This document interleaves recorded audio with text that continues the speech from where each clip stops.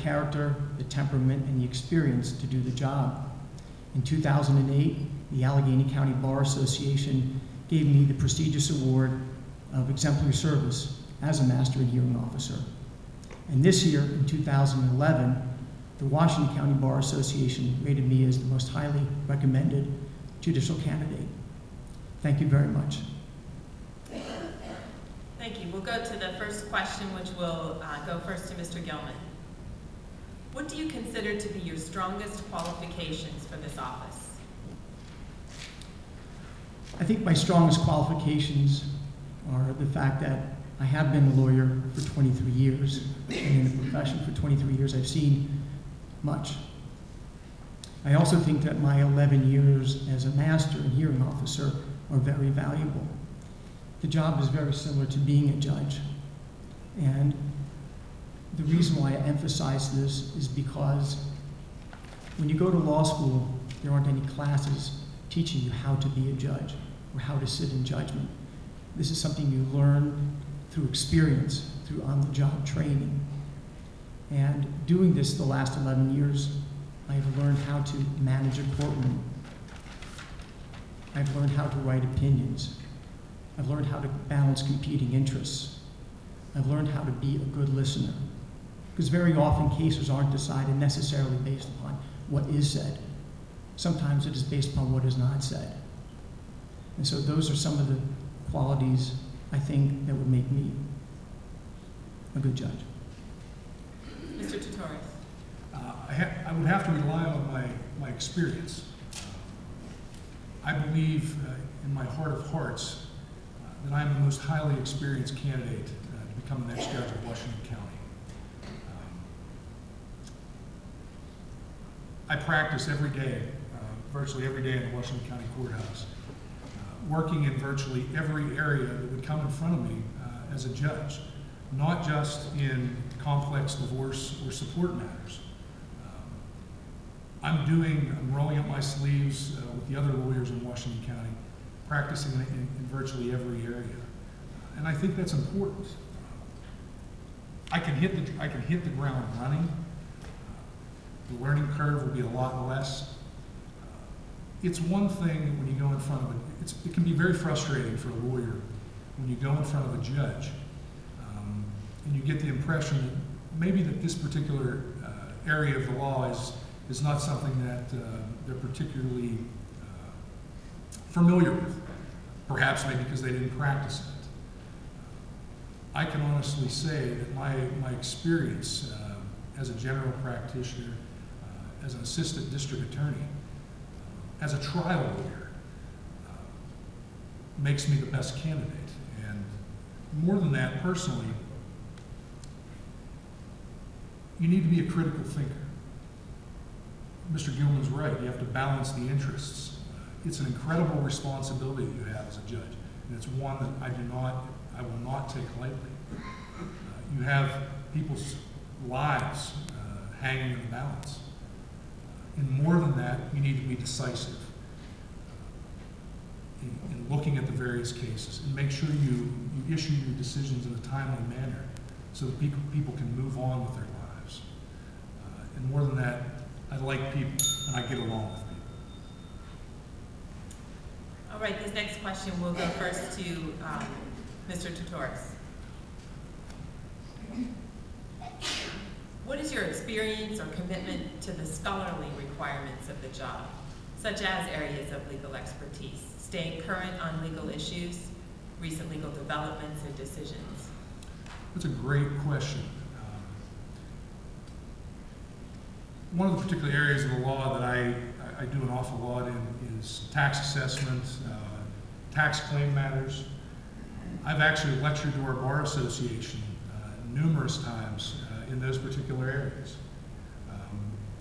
I'm accessible to the community. I participate regularly in the Bar Association's People's Law School, which is an incredible experience.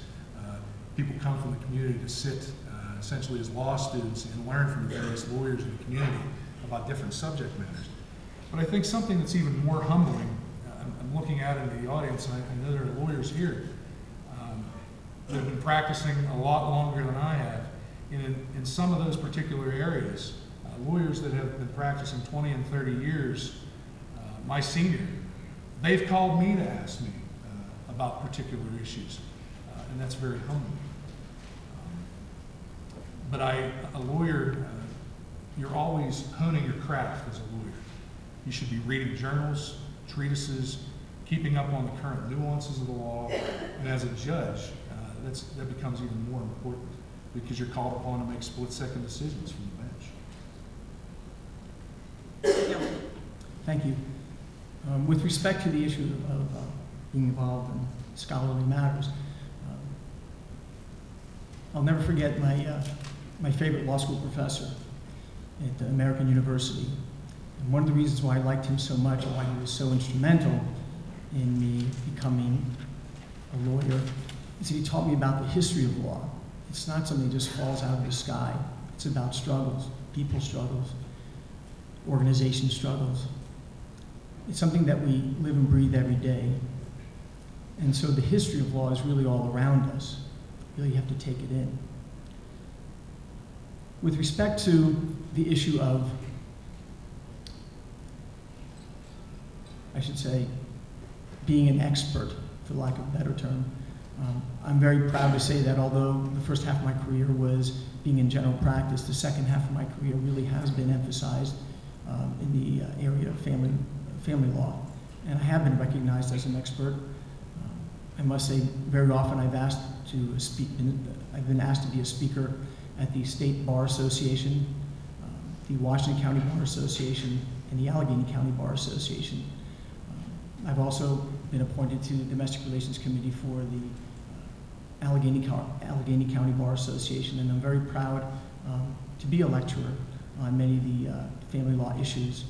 And that's, I think, very important because most people do not have any connection to a courthouse. 90% of Americans have never been involved in any lawsuit. But at least 50% of Americans touch the courthouse when it comes to family matters. And I'm very proud to say that I excel at this. I've been a speaker very often at the state and the local levels. All right, the next question will go first to Mr. Gilman. You mentioned earlier something about temperament. Judicial temperament is a term sometimes used to describe a quality needed to be a good judge. How would you define judicial temperament, and do you feel that you have it? Well, I certainly believe I do have the judicial temperament. As I mentioned earlier, I received the award for exemplary service as a master and hearing officer by the Allegheny County Bar Association, and the confidence that this Bar Association has given me being voted the most highly recommended candidate for judge. Judicial temperament is something one has to be mindful of all the time. Has to be mindful that you really need to listen to what the litigants are saying. People are before you because they do not believe that whoever was their adversary walking into the courtroom was ever listening to them and didn't understand their perspective. And it's an awesome responsibility to sit in judgment, to understand that both sides really have something to say. And this is something you have to be mindful of every day when you walk into the courtroom, understanding that there are people who have very important decisions that have to be meted out. I believe I have the qualities and the character to do that job. Mr. Torres. Thank you. There was a quote that I recently came across, and the person who I'm quoting said, "Treat everyone like a gentleman, not because they are, but because you are." And that is, treat everyone as you would like to be treated. Being a judge, someone who is an effective judge who truly has a good temperament in the courtroom is a judge that does not think that he or she is the most important person in the room. In my mind, the most important people are the litigants and the lawyers. The judge needs to convey a message, be it directly or indirectly, that every part of their case, of the litigant's case, is important to that judge. The litigants need to walk out of the courtroom believing that the judge cared about both sides of the issue, and that the judge will